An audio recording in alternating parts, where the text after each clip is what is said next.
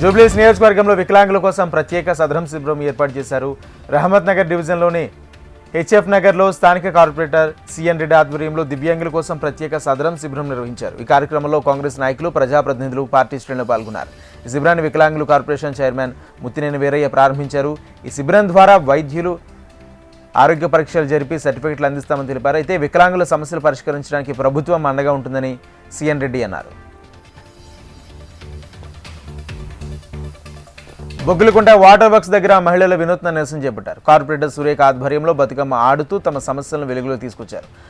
మంచినీటి సమస్యలు, water lodging, drainage సమస్యలపై మండిపడ్డారు. తమ సమస్యలను స్పందించిన డిఆర్ఎఫ్, వాటర్ వర్క్స్ సిబ్బందిపై ఆగ్రహం వ్యక్తం చేశారు.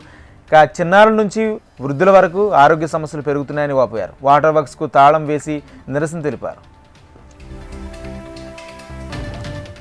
నారాయణగూడలోని Keshav memorial institute of technology కళాశాల విద్యార్థులను ఘనంగా బతుకమ్మ వేడుకలు నిర్వహించారు. సామూహిక బతుకమ్మ, దాండియా ఉత్సవాల పేరిట సర్దార్ వల్లభాయ్ పటేల్ ప్రాంగణంలో జరిగిన ఈ వేడుకల్లో ఆటపాట్లతో చేసిన నృత్య ప్రదర్శనలు ఆకట్టుకున్నాయి. ఈ వేడుకలో కళాశాల విద్యార్థులు, అధ్యాపకులు, సిబ్బంది అంతా కలిసి బతుకమ్మ ఆటపాట్లతో సందడి చేశారు. తెలంగాణ సంస్కృతి, సాంప్రదాయాలను విద్యార్థులకు తెలియజేసేందుకు ప్రతి ఏడాది బతుకమ్మ వేడుకలు నిర్వహిస్తున్నట్లు కళాశాల అధ్యాపకులు తెలియజేశారు.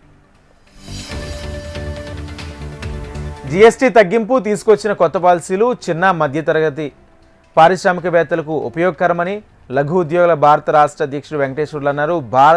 భారీగా పన్నులు తగ్గించడం ద్వారా ప్రభుత్వానికి వేల కోట్ల రూపాయల నష్టం వాటిల్తుందని కొందరు అంటున్నారని, కానీ ధరలు తక్కువ కావడంతో వస్తు ఉత్పత్తి పెరిగి 2-3 నెలల్లోనే విపరీతమైన లాభాలు చూడొచ్చని తెలిపారు. జీఎస్టీ తగ్గడం వల్ల నిత్యావసరాల ధరలు గతంలో 18-12% ఉన్న ప్రస్తుతం 5% కావడంతో ధరలు తగ్గుతాయన్నారు. కూకట్పల్లి లూలు మాల్ 2వ వార్షికోత్సవం దసరా పండుగ సందర్భంగా ప్రత్యేక ఆఫర్లు నిర్వహించున్నట్లు జనరల్ మేనేజర్ విమేష్ తెలిపారు. దసరా సేల్ సెప్టెంబర్ 26 నుంచి అక్టోబర్ 5 వరకు కొనసాగుతుందని తెలిపారు. ఈ సేల్లో భాగంగా హైపర్ మార్కెట్, కనెక్ట్ ఫ్యాషన్ స్టోర్లపై గరిష్టంగా 60% డిస్కౌంట్లు అందిస్తున్నట్లు నిర్వాహకులు వెల్లడించారు. ప్రతి గంటకు కస్టమర్లకు సర్ప్రైజ్ గిఫ్ట్లు, కొనుగోలుదారుల కోసం లక్కీ డ్రా నిర్వహించనున్నట్లు తెలిపారు. కేంద్ర ప్రభుత్వం జీఎస్టీ 2.0 కింద తగ్గించిన డిస్కౌంట్లు నేరుగా వినియోగదారులకు అందజేయనున్నట్లు తెలిపారు.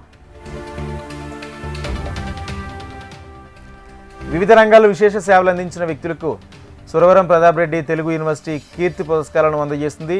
ఈ పురస్కారానికి Osmania university deputy librarian doctor Seeram Das Yadagiri ఎన్నికయ్యారు. లైబ్రేరియన్ ఇన్ఫర్మేషన్ రంగంలో విశేష సేవలు అందించినందుకు గాను ఆయనకు ఈ పురస్కారం లభించింది. తెలుగు యూనివర్సిటీ కీర్తి పురస్కారానికి ఎంపిక కావడం తనకెంతో సంతోషంగా ఉందని యాదగిరి తెలిపారు. భాగ్యనగరంలో సినీ నటి భాగ్యశ్రీ సందడి చేశారు.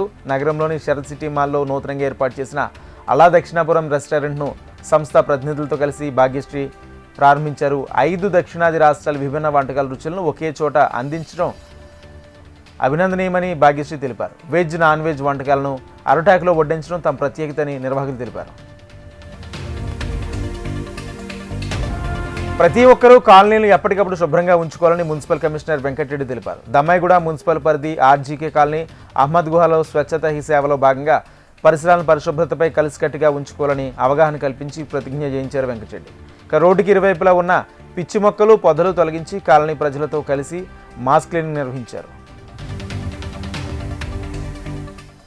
Osmania university non teaching contract ఉద్యోగుల దీర్ఘకాలిక సమస్యలను పరిష్కరించాలని డిమాండ్ చేస్తూ వారం రోజుల పాటు నిరసన కార్యక్రమాలు చేపడుతున్నట్లు నాన్ టీచింగ్ కాంట్రాక్ట్ ఉద్యోగుల సంఘం అధ్యక్షుడు సూర్యచంద్ర తెలిపారు. నిరసనలో భాగంగా ఓయూ ఆర్ట్స్ కళాశాల నుంచి పరిపాలనా భవనం వరకు నాన్ టీచింగ్ కాంట్రాక్ట్ ఉద్యోగులు బైక్ ర్యాలీ నిర్వహించి నిరసన వ్యక్తం చేశారు.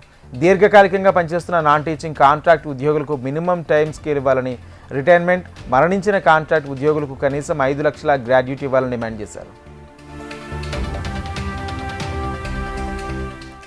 Kapra circle Sainikpuri bus stop దగ్గర బైక్లో మంటలు చెలరేగాయి. పార్కింగ్ చేసి ఉన్న ఎలక్ట్రిక్ బైక్లో ఒకసారిగా మంటలు వ్యాపించాయి. మంటలో బైక్ పూర్తిగా దగ్ధమైంది. స్థానికులు గమనించి మంటలను అదుపు చేశారు.